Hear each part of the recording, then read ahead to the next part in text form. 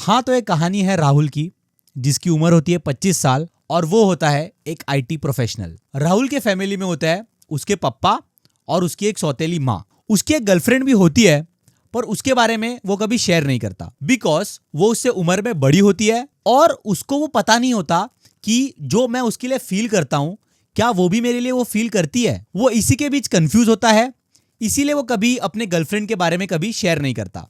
एक दिन राहुल अपने ऑफिस से आता है, बहुत ही टेंस होता है। वो अपने जेब में से फोन निकालता है और कॉल करता है अपने गर्लफ्रेंड को। बेल बज रही होती है, पर वो क्या कॉल उठाती नहीं है। राहुल फिर से कॉल करता है, इस बार भी रिंग बज रही होती है, पर इस बार उसकी गर्लफ्रेंड उसका फोन काट देती है। फिर राहुल को आता है गुस्सा, वो अपना फोन फेंक देता है और जाता है अपने पप्पा के बेडरूम की तरफ। वो नॉक करने ही जाता है, उसी समय उसकी नजर जाती है गेट की तरफ, जो कि थोड़ा सा खुला होता है।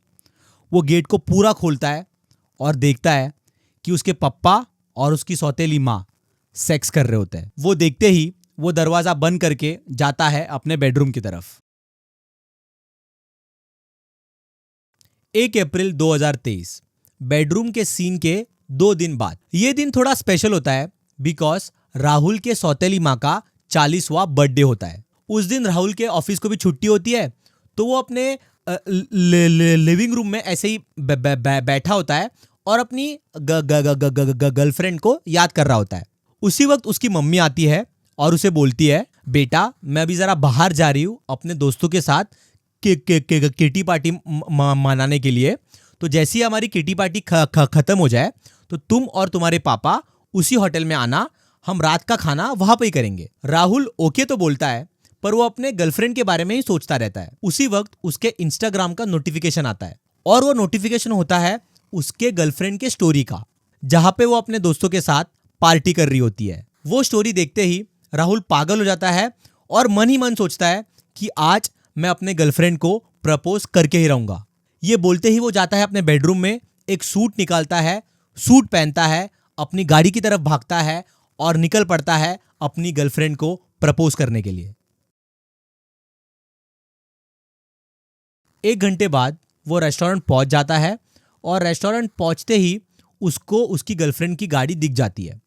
वो उस गाड़ी को देखते देखते रेस्टोरेंट के अंदर एंट्री लेता है। वो एंट्री लेते ही उसको उसकी गर्लफ्रेंड दिख जाती है, जो कि बैठी होती है लास्ट टेबल पे अपने दोस्तों के साथ। वो धीरे धीरे उसके पास जाता है। उसके पास जाते ही उसकी आंखों में आंखें डाल के 10-15 सेकंड तक देखता है और फिर उसके बाद वो बोलता है, आई लव यू।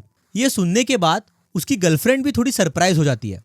वो भी 10-15 सेकंड तक कुछ बोल नहीं पाती, पर फिर वो अपने चेयर से उठती है और राहुल के एक खींच के कान के नीचे देती है और बोलती है कि आइंदा से अपना मुंह मत दिखाना। रात के 10:45 राहुल ड्राइव कर रहा होता है अपने घर के लिए और उसी बीच उसकी गाड़ी खराब हो जाती है। वो गाड़ी से बाहर निकलता है, कोशिश करता है गाड़ी को ठीक करने की, पर गाड़ी कुछ ठीक होती नहीं है और वहां से गैरेज भी 10 किलोमीटर दूर होता है। फिर वो गाड़ी को साइड लगाता है और लोगों से लिफ्ट मांगता है। 10-15 मिनट हो जाता है, फिर भी उसको कोई लिफ्ट मिलती नहीं है।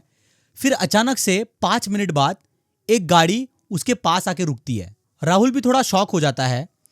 उसी के बाद उस गाड़ी के ड्राइविंग सीट से एक लंबा चौड़ा आदमी निकलता है, सूट बीट पहना हुआ। राहुल की नजर उस आदमी की तरफ जाती है और वो देखता है, ये तो मेरे पापा है। राहुल खुश हो जाता है और वो जाता है अपने पापा के पास। पप्पा उसको एक खींच के झापड़ मारते हैं। थप्पड़ मारने के बाद उस गाड़ी में से एक औरत निकलती है, आती है राहुल के पास और बोलती है, बोला था ना तेरे को, आगे से तेरा मुंह मत दिखाना। Peace out.